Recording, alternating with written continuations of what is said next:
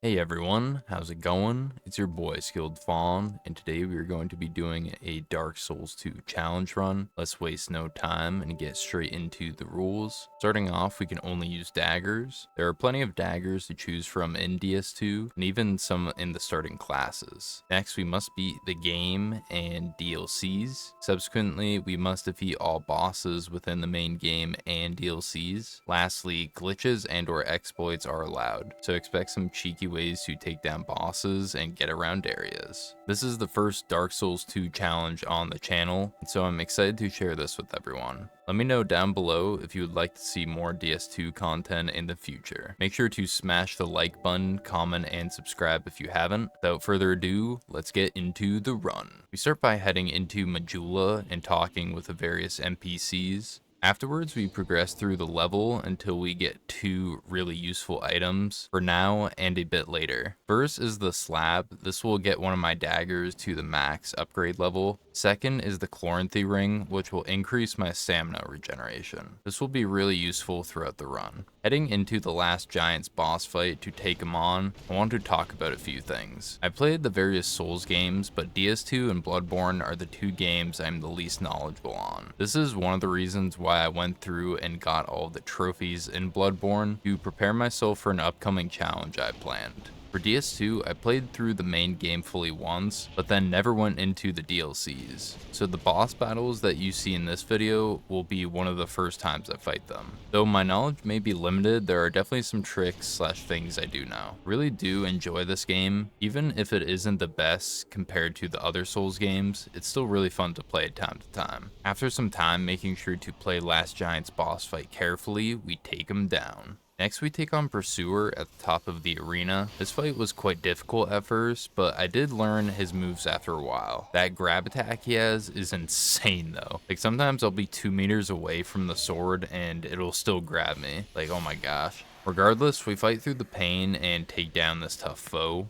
In the Bastille, we find the second blacksmith where we can get better upgrade material and apply status effects to our weapon, such as bleed, poison, and so on. Entering the Ruined Sentinel trio fight, I knew this could get a little difficult. The few things I remembered from the one time I finished this game was how many enemies come at the player at once, and adaptability. Make sure to target the first Sentinel and take him down before the others can reach us. This way it'll make the first slightly easier. We take them down one at a time, and eventually take down the last one. With them defeated, we have access to another Lord Soul boss. Progressing further through the level, we light the two areas to the side of the boss's area. The reason for this is because the boss room is really dark, which can make the fighting difficult, and this will light it up. We eventually enter the Lost Center's boss fight. It's both really cool and weird that they had that parasite from DS1 latch onto the boss. Though this may look like a simple fight, he hits like a truck.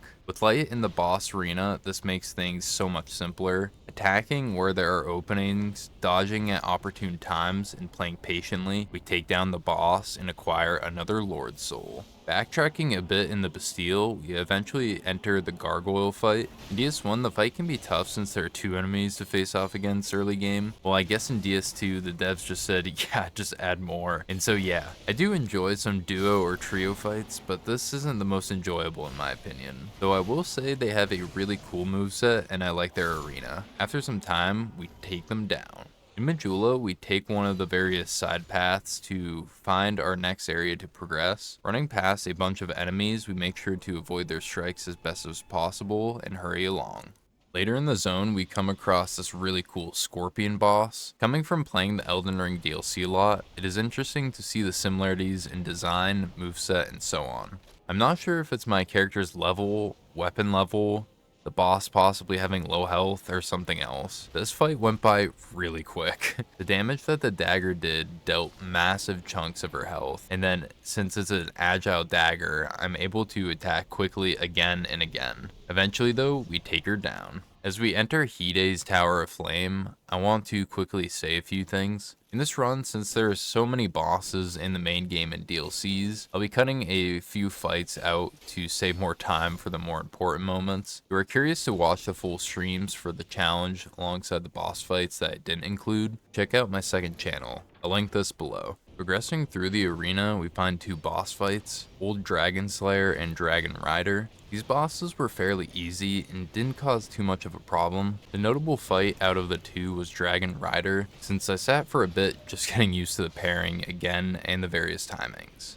At the end of Dragon Rider's fight, we find the next path to progress. Entering No Man's Wharf, we go through the area taking down enemies and gathering items. After some time, we come across this goated merchant. This dude doesn't necessarily sell the best stuff, but his dialogue is hilarious. He is, to my knowledge, one of the few places the player can sell items. There probably is another NPC, so let me know down below if you know anything. At the end of the level and on the ship, we find Flexile Sentry, a creepy but cool boss. This guy has two sides that attack differently based on which side the player is facing. A few tough things about this fight is that the water slowly rises, which will hinder your movements. Another tough thing is the aforementioned different fighting styles that the two sides have. These in combination can make for a really tough fight. At the end of the fight, we climb a ladder and interact with the map tools. Though this is nearly pointless since we have already been to the Bastille, it is cool to see this cutscene and worry about one less boss. Heading as if we were going to Hide's Tower of Flame, we eventually come across an NPC. After talking and giving her some souls, she changes the room, allowing us to enter the next zone. Going through the next zone was pure hell. The various enemies and obstacles hindered my movements a bit, but eventually we made to the next Lord Soul boss. The Duke's Freya is at the end of the area and fights similarly to Flexile Sentry, with it having two sides the player can fight. Having to worry about the boss is one thing, but then having to deal with a bunch of tiny spiders alongside the boss is pretty damn tough. We make sure to take down the tiny spiders first, before focusing our attention on the boss. Using the various resins to get extra damage, we rush in dealing massive damage to Freya. We did have some close moments in the fight, but we were able to persevere. With her defeated, we need two more Lord Soul bosses to enter Drangleic. Rushing through the next areas, we take down Skeleton Lords and Covetous Demon. The demon in my first playthrough and in this playthrough too only did a few attacks before getting taken down, so it was pretty funny just how non-threatening this boss is. Heading into Mytha, the Baneful Queen, I was really excited to take her down. This was because as I was walking through the treacherous poison swamps that Miyazaki loves to add to FromSoft games, I realized that she was the next boss. There are a few bosses I remembered after my first playthrough, and this was one of them. Maybe this was because it looked like Medusa or something. Regardless, we take her down, and so let's go towards Iron Keep. Iron Keep and the shrine, I remember it as being hell to go through. Frustrating part of Iron Keep is the way that the various swordsmen move, in my opinion. The quick and high damaging attacks can be tough to deal with, so I prefer to take it slow and take them down one at a time. We get to the two boss fights in the area. Melter Demon is the first we took on alongside Old Iron King. Old Iron King is the second to last Lord Soul boss that we need in order to progress. He is a quite tough fight, and the player can easily get tossed into the lava. The run back isn't the worst if you have the closest bonfire, but since I forgot about that one above the ladder, it was a quite painful experience. We take down these two bosses, and at the end of Old Iron King, we find an entrance to one of the DLCs. Heading into the well in Majula, we reach Black Gulch and reach the last Lord Soul boss.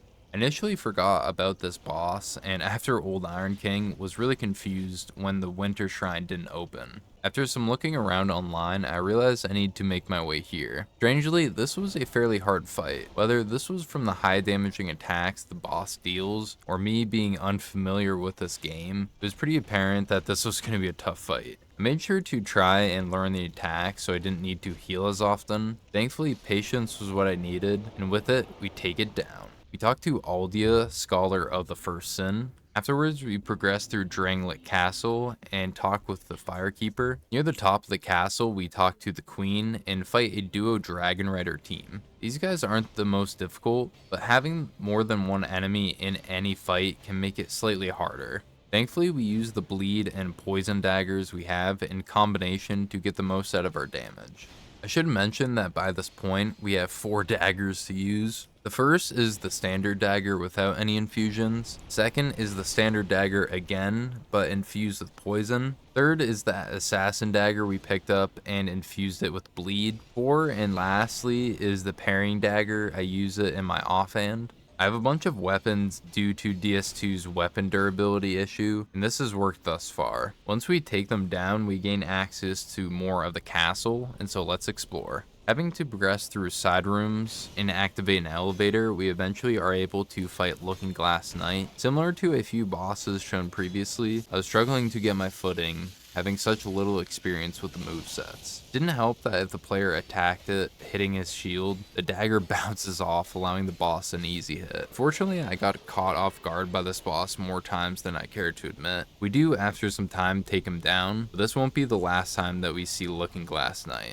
Because we took down LGK, we enter Shrine and had as good of a time as any other. Painfully making our way through the shrine, we come across Demon of Song. This isn't the toughest boss, but it is still a fun fight. There isn't much else to discuss, so let's move on. We talk to Aldia again and then take down Velstadt, the Royal Aegis. This is easily one of the cooler bosses in the game in my opinion. That intro cutscene and the boss's attacks are fun to witness. Though as cool as he is still tough as heck, so we die a few times. After defeating him, and in the next room, we find Vendrick, King of Drangleic, in a hollowed state. Progressing further in the game, we come across Guardian Dragon. Thankfully, we have a poison weapon since this boss is in the air for at least half of the fight. Returning to the castle, we use a bonfire ascetic and fight LGK again. This time it's not to progress, but instead for the boss's reward.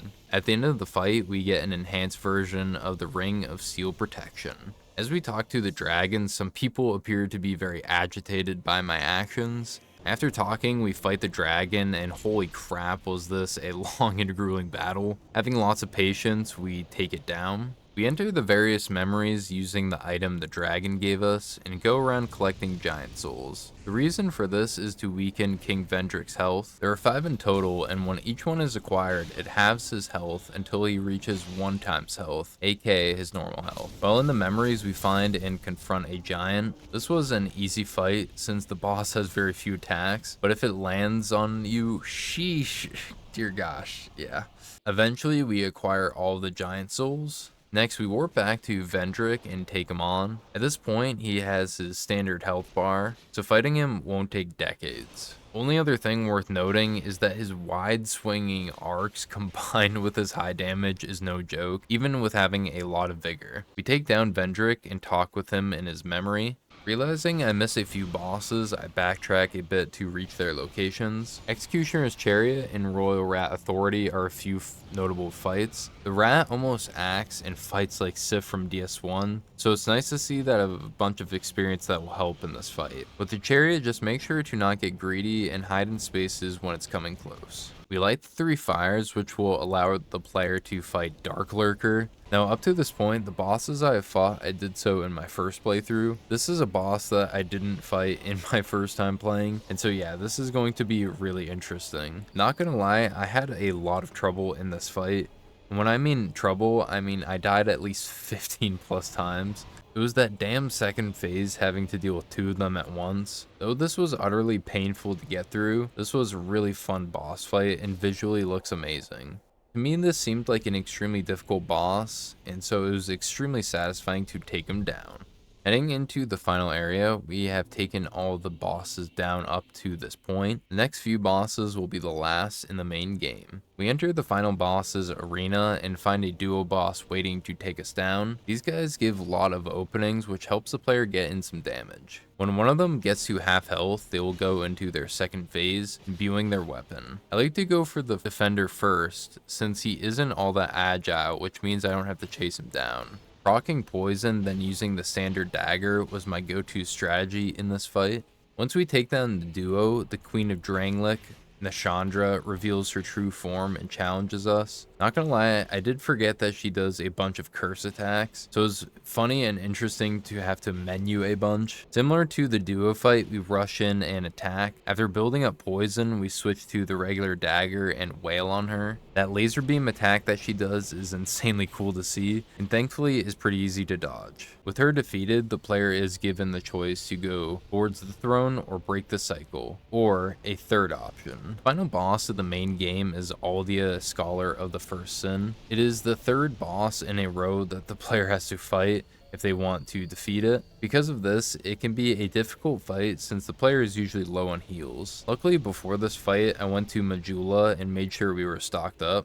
This is a weird fight, and honestly, I'm not sure how I feel about it. On one hand, it has really cool attacks and looks visually beautiful. Then on the other, it's like, damn, this is kind of boring. At least that's how I feel. Eventually, with skill and a bit of luck, we managed to take down Aldia, Scholar of the First Sin. With all of the main game bosses defeated, we initiate the final cutscene and claim the throne for ourselves. Now, let's head into the various DLCs. Warping back to Black Gulch, we head into the Sunken Valley DLC after the boss's arena. Entering Shelva Sanctum City, we explore and progress through the level. I should also reiterate that this is the first time I'm playing through the DLCs, so I'm discovering things as I go. I wonder which DLC I will enjoy the most. Comment your predictions below. Doing a bunch of parkour, we reach the first of the 3 bosses in the DLC, Alana Squalid Queen. I've heard the dreaded rumors of her being insanely difficult, but interestingly enough, I didn't have too much trouble with her, and I believe I beat her in my first go. I can definitely see where people are coming from, especially with that Velsat summon. Did he give me trouble? Definitely. Was it manageable? Hell yeah, and then some. After some time though, we take down the queen. The adjacent room to Alana is where we find Sin the Slumbering Dragon. At first, a few things shocked me. 1, the insane rate at which he causes my weapon to decay, and 2, that damage is, oh my gosh. It was really hammered into my skull once he killed me. Re-entering the fight, I knew what was in store for me, which helped. I make sure to equip repair powder beforehand and use my weapons when they would be optimum. Though I died during the first encounter, the second encounter proved that I could overcome him. As we head over to the gang fight, I want to talk about how well daggers have been so far. In short, daggers are really fun to use in DS2 alongside them having fair damage. Unfortunately, daggers mean that my range is limited, so I have to compensate for my movement and attacks because of this. Lastly, the low cost of stamina helps to keep me going in the fight longer compared to if I was using a heavy strength weapon. Getting to the gang fight, I braced for a painful experience. It wasn't as bad as I thought, but still was difficult. Having 3 NPCs aggroed on the player at once is really tough to overcome, so I knew I needed to play things patiently. Targeting one NPC, we keep going at him, then the next, and eventually the last one. With these guys defeated, we have completed and conquered the Sunken Valley DLC. Let's continue on to the next one.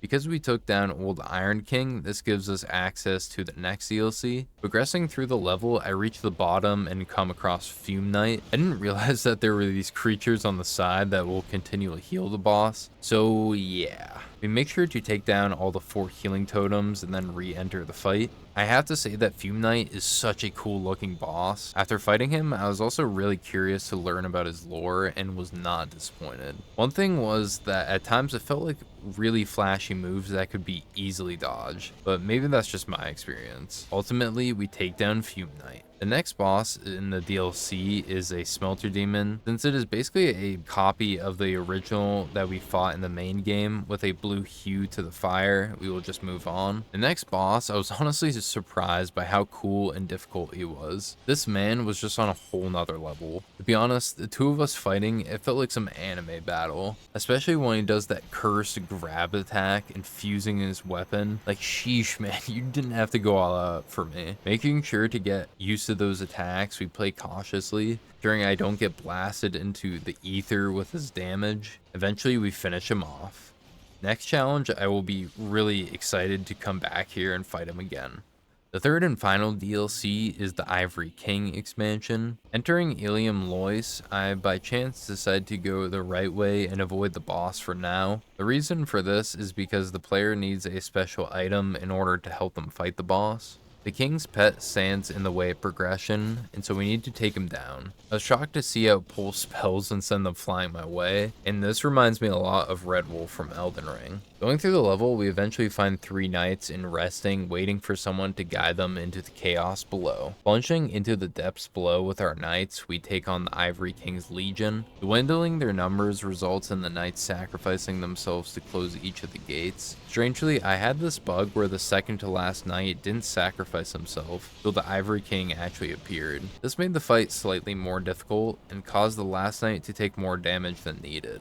Similarly to Sir Alone, I think that's how you say it, it was super fun to fight this guy. It's always a fun experience fighting bosses for your first few times, so it'll be a memorable fight for me. Finally, with skill and determination, we take down the Ivory King. The final boss of the DLCs is a real pain. To showcase the amount of effort the player needs to put in just to reach the boss is ridiculous. And I can definitely see this as fans hating this run back. Essentially, the player has to traverse this snowy landscape with a few landmarks to help guide them. The tough part about this is the snowstorm that rolls in from time to time, alongside these random lightning goats that roam the area. Dear God, those goats almost made me rage so hard. After some time, we reach the final boss. This is a duo boss fight, which is based on the first fight from this DLC. At first, it starts as a one-on-one fight, with the second of the beasts staying back. It changes when the boss reaches half health, then the second one jumps in. This was a death to me, quite literally, over 5+ times. Running back to this boss was worse than the fight itself, and so it felt like I was doing back-to-back boss battles.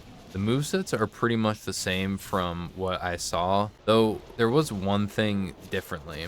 And this was when the beast reaches about half health, it will start to heal when there's one left. At first, I thought this was infinite since I didn't kill it quick enough, so I was actually really nervous. Come to find out that it was just temporary. We are actually going to be able to do this, I thought. I was getting hyped in my mind. I'm like, all right, we're going to be able to take this guy down. We're not even going to be able to run. We don't even have to run back anymore. This dreaded like 5 to 10 minute run back. We don't got to do this. We're going to take him down and finish this. And that's eventually what happens. We take down the king's pets. This has been Dark Souls 2 with Daggers Only. We took down all the bosses in the main game and DLCs. As I mentioned in the beginning of the video, this is the first DS2 challenge run on the channel, so I'm curious to hear your feedback. Would you like to see more of this content, or would you prefer me to focus on Elden Ring like I've been doing? Regardless, I plan to do another challenge run soon on this game, but not for quite some time. Daggers are really fun to use, though these may not be the most optimal weapons. If your playstyle is to get close and keep slashing, then this is an awesome weapon class for you. Thank you for staying up to this point and watching the video. This was rather a long challenge / video, so I really appreciate those that stayed. Make sure to smash the like button, comment, and subscribe if you haven't yet. Try to do something kind for someone today. And this is your boy Skilled Fawn, and I'm out.